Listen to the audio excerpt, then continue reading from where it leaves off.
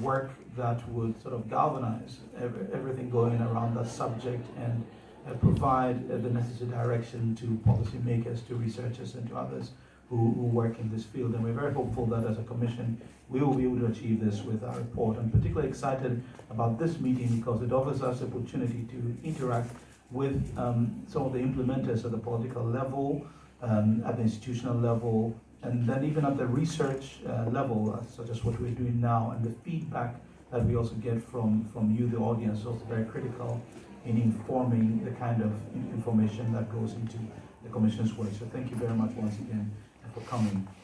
We'll go straight into the discussion, and I'd like to start with all our panelists. I'll start from my immediate right, and we're going to open up immediately the can of worms without any hesitancy.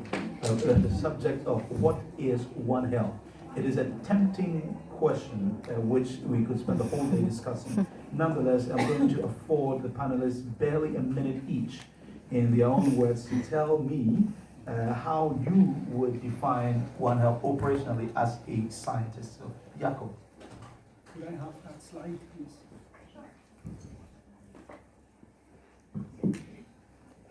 So if you, ladies and gentlemen, if you don't keep any thing from that talk, keep the next slide that is part of this book here, which is on a second edition already and also translated to French and German. Can I have the second slide? So One Health has two requirements. First of all, we need to recognize how inextricably humans, animals, and the environment are linked. This is absolutely necessary. We need the deep biological understanding. But that's not enough. A sufficient requirement for us is that we produce an added value of health and well-being and financial savings or environmental services from such a closer cooperation. Doctors and vets can each work in their corners. They can make humans and animals healthy. But if they work together, they can make more humans and animals healthy. And we need to prove that. And that needs new methods. Thank you very much. Thank you, Jakib. I think that was great. You did stick to time, and the book is available. I'm sure you can tell us more about that. Now, Kim, you're with the Wildlife Conservation Society. In your own view, how would you define One Health? You can feel free to go opposite to what Jakib said. Thank you very much. First of all, I really want to thank you here, and I'm really excited to be sitting on this panel and be in the room with some of the people I've been admiring for many years. So thank you for having me.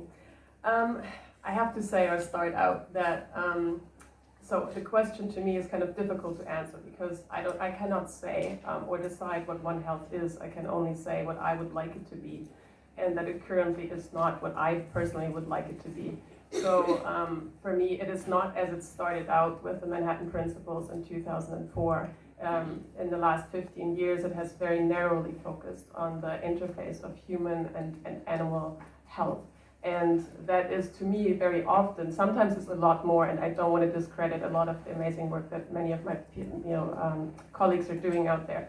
But when it is focused solely on the human and animal health nexus, then it is often very little more than veterinary public health.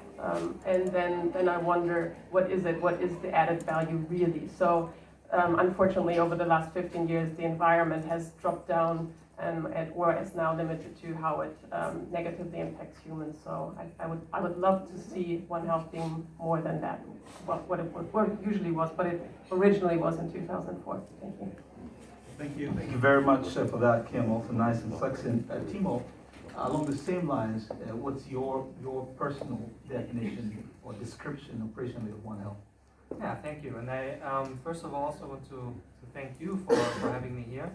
I must agree with what Kim just said. In our graduate school, we do view One Health as an integrated research concept where the environment plays a very central role. The environment essentially shapes our health status, not just of us humans, but also of the animal. So this is how we view One Health, is actually the interactions between the environment and human and animal health, rather than just focusing on human and animal health in isolation. So we view it on the one hand as this research concept, which could essentially be applied to almost all type of health challenges that we are facing. And on the other hand side, we see it as an implementation strategy, which we heard a lot about in the previous panel about intersectoral cooperation and these type of things.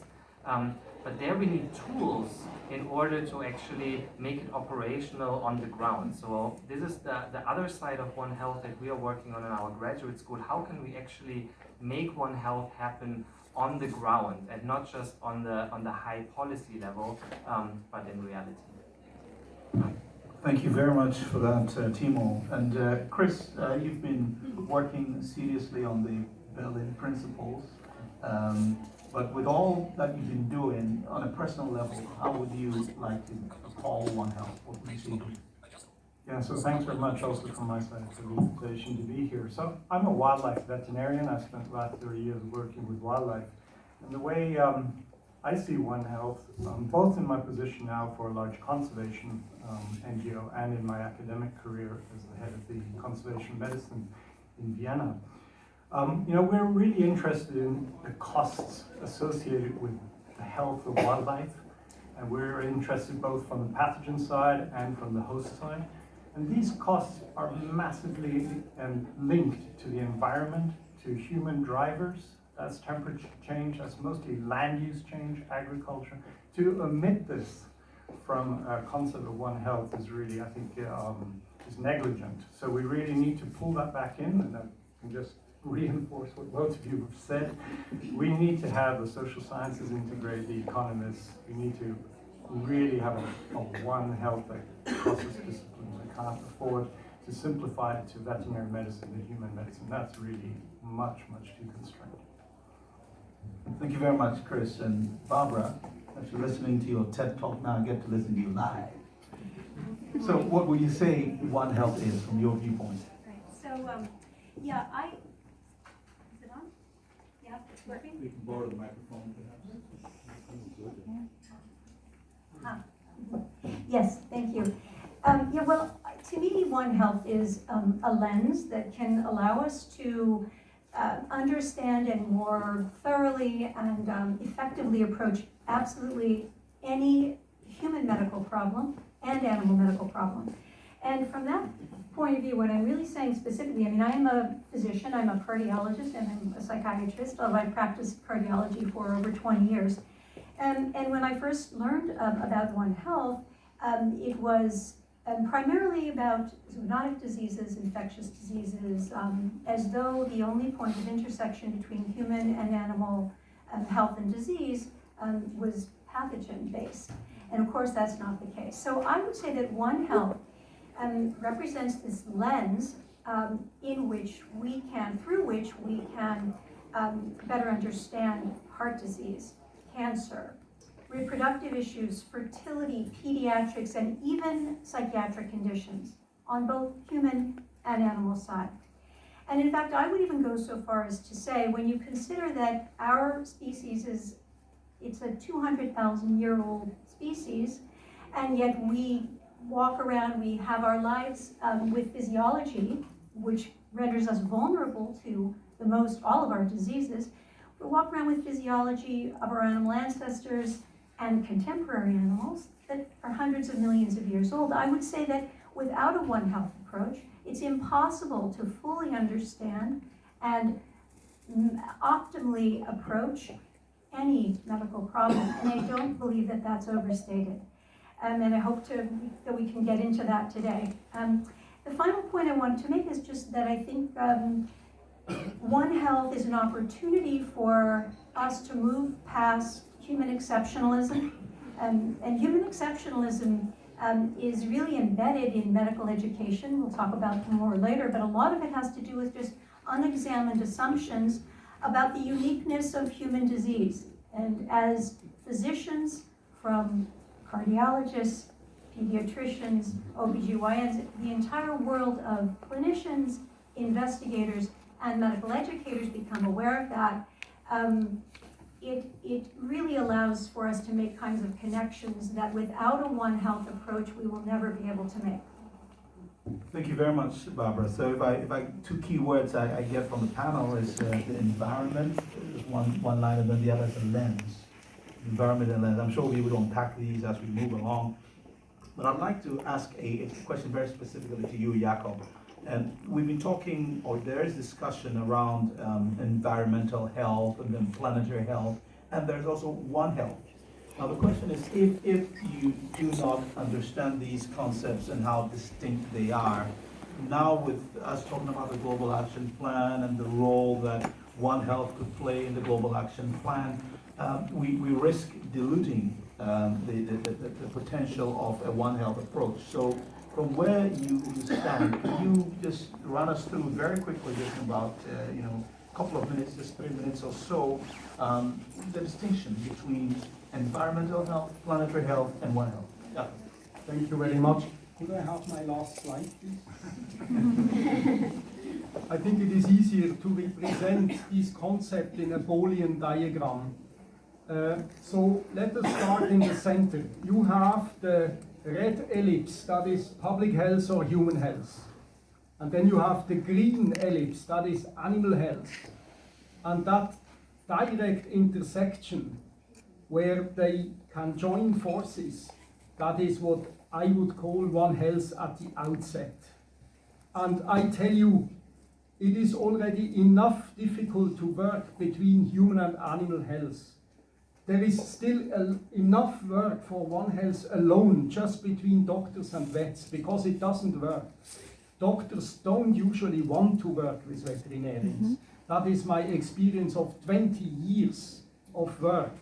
The public health authorities of Kyrgyzstan refused to share with us Brucella strains, although we could have shown how they overlap with the animal strains. In the same way, the public health authorities of Morocco refused to share human TB strains so that we could have shown how they overlap with the animal TB strains. That's the reality, ladies and gentlemen. But now let us go further. I'm the past president of the International Association for Ecology and Health.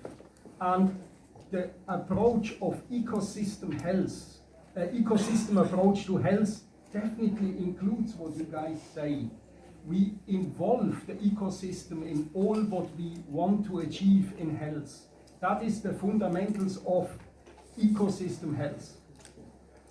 We have expanded this, taking the concepts of Elinor Ostrom, Nobel Prize in 2009 on social ecological systems. How can small communities share their environmental resources in a sustainable way? We call this health in social ecological systems. That addresses the complexity of societies and ecosystems at all levels. I would say this is the most advanced contemporary philosophy of science concept of health.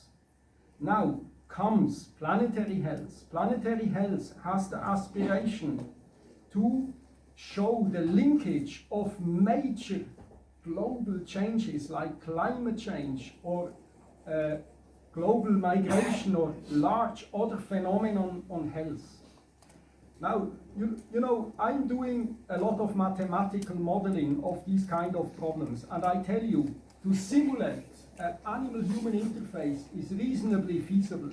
But as soon as you start to include environmental determinants or other determinants, especially if these are stochastic processes, you get into trouble. And if you want to definitely show a linkage between health and the large global processes, then it becomes really complicated. Therefore, I'm rather critical against planetary health because this is very, very difficult to prove. We are proving that it makes sense to vaccinate dogs against rabies to protect humans from rabies. This is feasible. But as soon as you start to explore broader ramifications, environmental ramifications, it's still possible, but you need a lot of data, and you need very good data. That's the reason why I caution about those approaches. But I think we have still a lot of work to do on the One Health front, just bringing doctors and vets together. But we clearly don't forget the environment and the societies. we involve those people. I'm also the president of the transdisciplinary network of the Swiss academies, and this is the network that proposes the co-production of knowledge between academic and non-academic stakeholders. We engage heavily with communities and authorities in health development worldwide and bringing the non-academic and academic actors together for co-producing that necessary transformational knowledge for a better health. Currently, the OECD is taking this up. That's my explanation. Thank you. Well, thank you, Jakob, for your